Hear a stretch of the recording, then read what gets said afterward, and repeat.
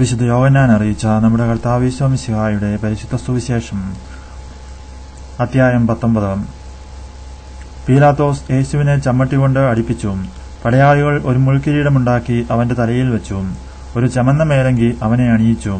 അവർ അവന്റെ അടുക്കൽ വന്ന് യഹൂദരുടെ രാജാവേ സുസ്തി എന്ന് പറഞ്ഞുകൊണ്ട് കൈകൊണ്ട് അവനെ പ്രഹരിച്ചു. പീലാത്തോസ് വീണ്ടും പുറത്തുവന്ന് അവരോട് പറഞ്ഞു, ഒരു കുറ്റവും ഞാൻ ഇവനിൽ കാണുന്നില്ല എന്ന് നിങ്ങൾ അറിയാൻ ഇതാ അവനെ നിങ്ങളുടെ അടുത്തേക്ക് കൊണ്ടുവരുന്നു. മുൾക്കിരീടവും ചമന്ന മേലങ്കിയും ധരിച്ച് യേശു പുറത്തേക്ക് വന്നു. അപ്പോൾ പീലാത്തോസ് അവരോട് പറഞ്ഞു, ഇതാ മനുഷ്യൻ. അവനെ കണ്ടപ്പോൾ പുരോഹിത പ്രമുഖന്മാരും സേവകരും വിളിച്ചു പറഞ്ഞു, അവനെ ക്രൂശിക്കുക, അവനെ ക്രൂശിക്കുക. പീലാത്തോസ് പറഞ്ഞു, നിങ്ങൾ തന്നെ അവനെ കൊണ്ടുപോയി ക്രൂശിച്ചുകൊള്ളുവിൻ. എന്തെന്നാൽ ഞാൻ അവനിൽ ഒരു കുറ്റവും കാണുന്നില്ല. യഹൂദർ പറഞ്ഞു, ഞങ്ങൾക്കൊരു നിയമമുണ്ട്.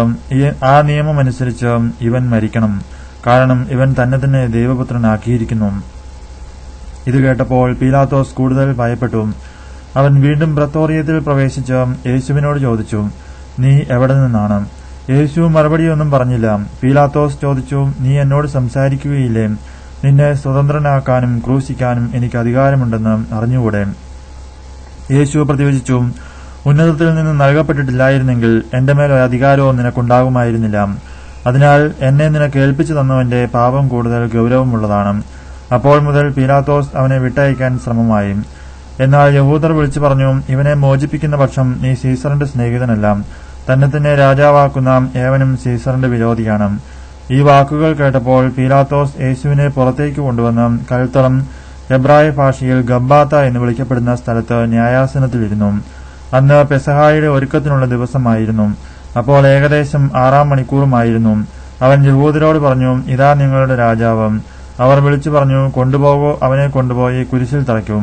പീലാത്തോസ് അവരോട് ചോദിച്ചു, നിങ്ങളുടെ രാജാവിനെ ഞാൻ ക്രൂശിക്കണമെന്നോ? പുരോഹിത പ്രമുഖന്മാർ പറഞ്ഞു, സീസറല്ലാതെ ഞങ്ങൾക്ക് വേറെ രാജാവില്ല. അപ്പോൾ അവൻ യേശുവിനെ ക്രൂശിക്കാനായി അവർക്ക് വിട്ടുകൊടുത്തു. യേശുവിനെ ക്രൂശിക്കുന്നു. അവർ യേശുവിനെ ഏറ്റുവാങ്ങി. അവൻ സ്വയം കുരിശും ചുമന്നുകൊണ്ട് തലയോടിടം ഹെബ്രായ ഭാഷയിൽ ഗൊൽഗോഥ എന്ന് വിളിക്കപ്പെടുന്ന സ്ഥലത്തേക്ക് പോയി. അവിടെ അവർ അവനെ ക്രൂശിച്ചു. അവനോടൊപ്പം മറ്റു രണ്ടുപേരെയും, യേശുവിനെ മധ്യത്തിലും അവരെ ഇരുവശങ്ങളിലായും. പീലാത്തോസ് ഒരു ശീർഷകം എഴുതി കുരിശിന് മുകളിൽ വെച്ചു. അത് ഇങ്ങനെയായിരുന്നു, നസറായനായ യേശു, യഹൂദരുടെ രാജാവ്. യേശുവിനെ ക്രൂശിച്ച സ്ഥലം പട്ടണത്തിന് സമീപമായിരുന്നതിനാൽ യഹൂദരിൽ പലരും ആ ശീർഷകം വായിച്ചു. അത് ഹെബ്രായയിലും ലത്തീനിലും ഗ്രീക്കിലും എഴുതപ്പെട്ടിരുന്നു. യഹൂദരുടെ പുരോഹിത പ്രമുഖന്മാർ പീലാത്തോസിനോട് പറഞ്ഞു, യഹൂദരുടെ രാജാവ് എന്നല്ല, യഹൂദരുടെ രാജാവ് ഞാനാണെന്ന് അവൻ പറഞ്ഞു എന്നാണ് എഴുതേണ്ടത്. പീലാത്തോസ് പറഞ്ഞു, ഞാൻ എഴുതിയത് എഴുതി. പടയാളികൾ യേശുവിനെ ക്രൂശിച്ചതിനു ശേഷം അവന്റെ വസ്ത്രങ്ങൾ 4 ഭാഗിച്ചു. ഓരോ പടയാളിക്കും ഓരോ ഭാഗം. അവന്റെ അങ്കിയും അവർ എടുത്തു. അതാകട്ടെ തുന്നലില്ലാതെ മുകൾ മുതൽ അടിവരെ നെയ്തുണ്ടാക്കിയതായിരുന്നു. ആകയാൽ അവർ പരസ്പരം പറഞ്ഞു, നമുക്ക് അത് കീറേണ്ട, പകരം അത് ആരുടേതായിരിക്കണമെന്ന് കുറിയിട്ട് തീരുമാനിക്കാം. എന്റെ വസ്ത്രങ്ങൾ അവർ ഭാഗിച്ചെടുത്തു, എന്റെ അങ്കിക്ക് വേണ്ടി അവർ കുറിയിട്ടു എന്ന് തിരുവെഴുത്ത് പൂർത്തിയാകാൻ വേണ്ടിയാണ് പടയാളികൾ ഇപ്രകാരം ചെയ്തത്. യേശുവിന്റെ കുരിശിനരികെ അവന്റെ അമ്മയും അമ്മയുടെ സഹോദരിയും ക്ലോപ്പാസിന്റെ ഭാര്യ മറിയവും മഗ്ദലന മറിയവും നിൽക്കുന്നുണ്ടായിരുന്നു. യേശു തന്റെ അമ്മയും താൻ സ്നേഹിച്ച ശിഷ്യനും അടുത്തു നിൽക്കുന്നതുകൊണ്ട് അമ്മയോട് പറഞ്ഞു, സ്ത്രീയെ, ഇതാ നിന്റെ മകൻ. അനന്തരം അവൻ ആ ശിഷ്യനോട് പറഞ്ഞു, ഇതാ നിന്റെ അമ്മ. അപ്പോൾ മുതൽ ആ ശിഷ്യൻ അവളെ സ്വന്തം ഭവനത്തിൽ സ്വീകരിച്ചു. യേശുവിന്റെ മരണം അനന്തരം എല്ലാം നിറവേറിക്കഴിഞ്ഞുവെന്നറിഞ്ഞ് തിരുവെഴുത്ത് പൂർത്തിയാകാൻ വേണ്ടി യേശു പറഞ്ഞു, എനിക്ക് ദാഹിക്കുന്നു. ഒരു പാത്രം നിറയെ വിനാഗിരി അവിടെ ഉണ്ടായിരുന്നു.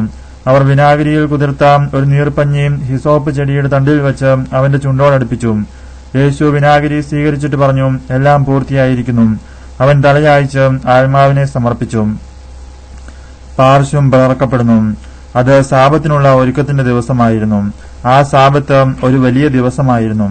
സാബത്തിൽ ശരീരങ്ങൾ കുരിശിൽ കിടക്കാതിരിക്കാൻ വേണ്ടി അവരുടെ കാലുകൾ തകർക്കാനും അവരെ നീക്കം ചെയ്യാനും യഹൂദർ പീലാത്തോസിനോട് ആവശ്യപ്പെട്ടു.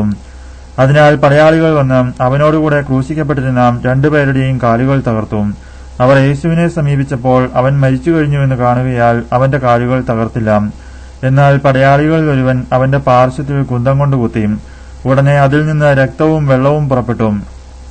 അത് കണ്ടയാൾ തന്നെ സാക്ഷ്യപ്പെടുത്തിയിരിക്കുന്നു. അവന്റെ സാക്ഷ്യം സത്യവുമാണ്. നിങ്ങളും വിശ്വസിക്കേണ്ടതിന് താൻ സത്യമാണ് പറയുന്നതെന്ന് അവൻ അറിയുകയും ചെയ്തിരിക്കുന്നു. അറിയുകയും ചെയ്യുന്നു. അവന്റെ അസ്ഥികളിൽ ഒന്നുപോലും തകർക്കപ്പെടുകയില്ല എന്ന തിരുവെഴുത്ത് പൂർത്തിയാകാൻ വേണ്ടിയാണ് ഇത് സംഭവിച്ചത്. മറ്റൊരു തിരുവെഴുത്ത് പറയുന്നു, തങ്ങൾ കുത്തിമുറിവേൽപ്പിച്ചവനെ അവർ നോക്കി നിൽക്കും. യഹൂദരോടുള്ള ഭയം നിമിത്തം യേശുവിന്റെ രഹസ്യ ശിഷ്യനായി കഴിഞ്ഞിരുന്ന അരിമത്തിയാക്കാരൻ ജോസഫ് യേശുവിന്റെ ശരീരം എടുത്തുമാറ്റാൻ പീലാത്തോസിനോട് അനുവാദം ചോദിച്ചു. പീലാത്തോസ് അനുവാദം നൽകി. അവൻ വന്ന് ശരീരം എടുത്തുമാറ്റി. യേശുവിനെ ആദ്യം രാത്രിയിൽ ചെന്നുകണ്ട നിക്കോദേമോസും അവിടെയെത്തി. മീറയും ചെന്നിനായകവും ചേർന്ന ഏകദേശം 100 റാത്തൽ സുഗന്ധദ്രവ്യവും അവൻ കൊണ്ടുവന്നിട്ടുണ്ടായിരുന്നു. അവൻ യേശുവിന്റെ ശരീരമെടുത്ത് യഹൂദരുടെ ശവസംസ്കാര രീതി അനുസരിച്ച് സുഗന്ധദ്രവ്യങ്ങളോടുകൂടെ കച്ചിയിൽ പൊതിഞ്ഞു. അവൻ ക്രൂശിക്കപ്പെട്ട സ്ഥലത്ത് ഒരു തോട്ടമുണ്ടായിരുന്നു. ആ തോട്ടത്തിൽ അതുവരെ ആരെയും സംസ്കരിച്ചിട്ടില്ലാത്ത ഒരു പുതിയ കല്ലറയും ഉണ്ടായിരുന്നു. യഹൂദരുടെ ഒരുക്കത്തിന്റെ ദിനമായിരുന്നതിനാലും കല്ലറ സമീപത്തായിരുന്നതിനാലും അവർ യേശുവിനെ അവിടെ സംസ്കരിച്ചു. നമ്മുടെ കർത്താവായ മിശിഹായ്ക്ക് സ്തുതി.